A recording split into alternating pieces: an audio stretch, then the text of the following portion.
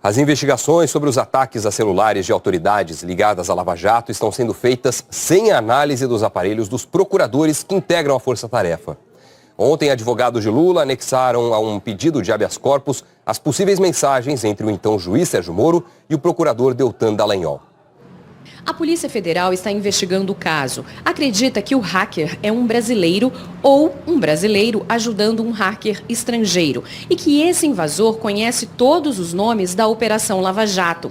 Mais de 10 autoridades tiveram os celulares violados. O ex-procurador-geral da República, Rodrigo Janot, foi o primeiro a ter o aplicativo de mensagens Telegram hackeado em abril, segundo os investigadores. Por meio do celular dele, o invasor conseguiu o número dos celulares dos procuradores da Operação Lava Jato.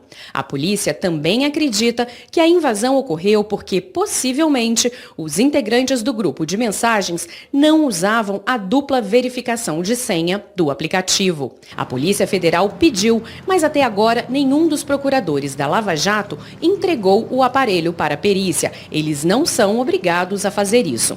Ontem, em Belém do Pará, o presidente Jair Bolsonaro fez nova defesa enfática do ministro Sérgio Moro, que nas conversas divulgadas aparece em trocas de mensagens com o procurador da Lava Jato, Deltan Dallagnol, quando ainda era juiz em Curitiba. Os dois, segundo o site The Intercept, discutiam procedimentos da Operação Lava Jato. Acusações pairaram sobre ele por invasão criminosa no celular de um dos seus companheiros. A imprensa queria uma palavra minha. E acredito que gestos valem muito mais do que palavras. Fui ao lado dele na cerimônia da Batalha de Riachuelo, no Distrito Naval, lá de Brasília. E no dia seguinte, fui com ele no estádio Mané Garrincha, assistir o jogo do Flamengo.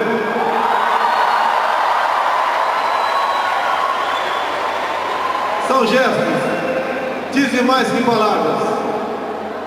O senhor olha nos olhos de outra pessoa e sente que aquela pessoa quer o bem e acredita em você, isso não tem preço.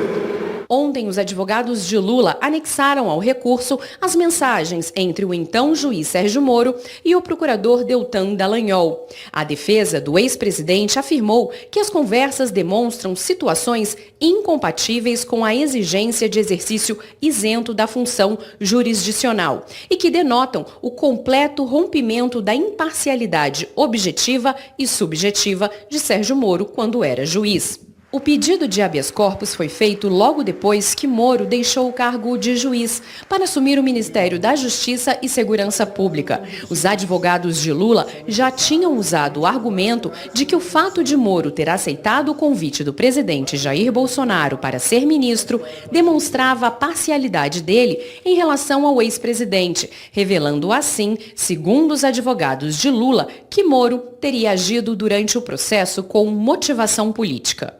O julgamento do habeas corpus do ex-presidente Lula está marcado para o dia 25 de junho. Será na segunda turma daqui do Supremo, formada por 5 ministros. A ministra Carmen Lúcia e o ministro Edson Fachin já votaram, os dois contra o habeas corpus. Ainda faltam os votos dos ministros Gilmar Mendes, Celso de Mello e Ricardo Lewandowski.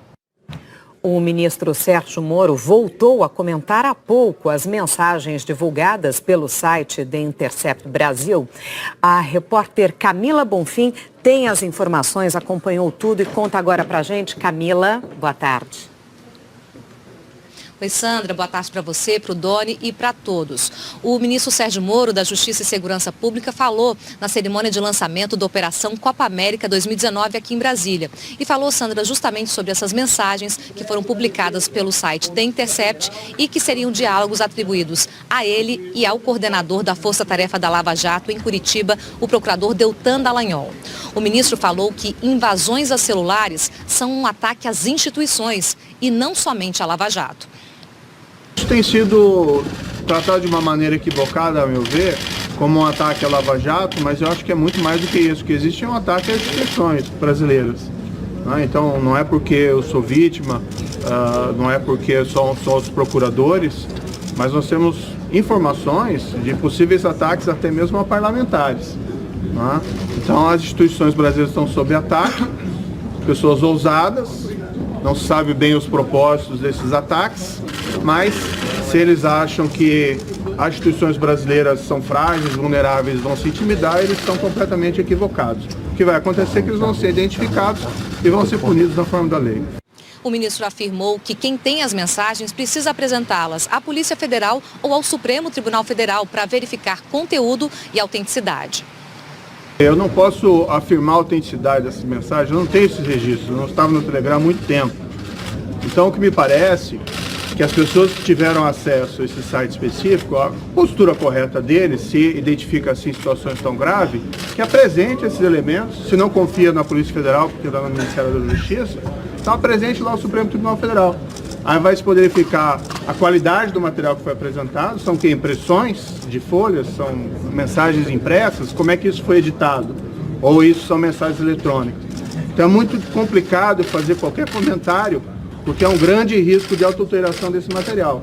Até ilustrativo o fato de que esse hacker tem invadido, esse grupo de hackers tem invadido o aparelho e se fingido passar por quem não é, para obter conversas. Agora, no que se refere a algumas mensagens que podem ser autênticas, eu não tenho como confirmar isso 100%, aquele episódio em particular, que é afirmado que seria a situação mais grave em relação à minha pessoa, é a simples repasse de uma notícia crime. Agora, nós na vara lá, a 13ª vara, pela notoriedade das investigações, nós recebíamos várias dessas por dia. Eu recebi aquela informação, e aí assim, vamos dizer, foi até um descuido meu, apenas passei pelo aplicativo. Né? Mas não tem nenhuma anormalidade disso, não havia uma ação penal sequer em curso.